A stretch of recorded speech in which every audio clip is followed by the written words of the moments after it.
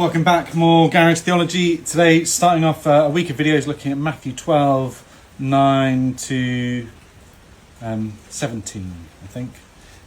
Basically, the story of a man healed in the synagogue on the Sabbath.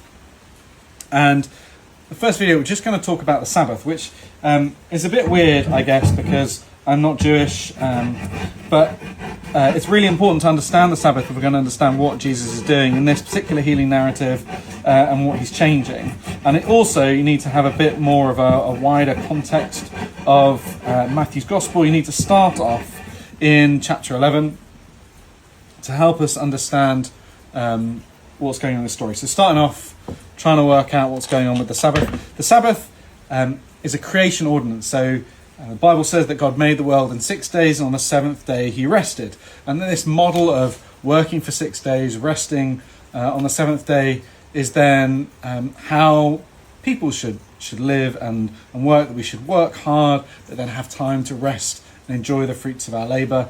And God, understanding that human beings find it easy to undervalue rest, made it the law. You know, on the seventh day you will do no work, which, if you're living in the West these days, is quite straightforward. You probably have a place of work with a work email address and a work chair. And if you're not using that email address or sat in that chair or something along those lines, you're not at work.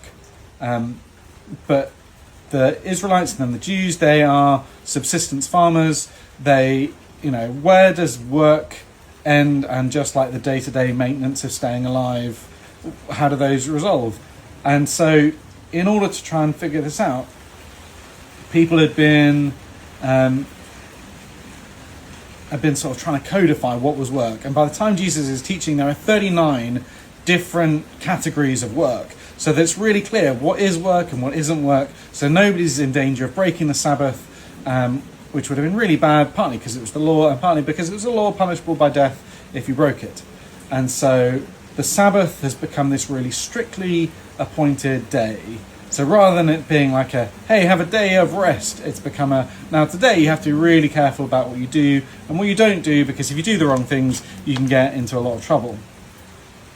And so Jesus comes in chapter 11 and he starts saying that, he has come to bring rest. So chapter 11,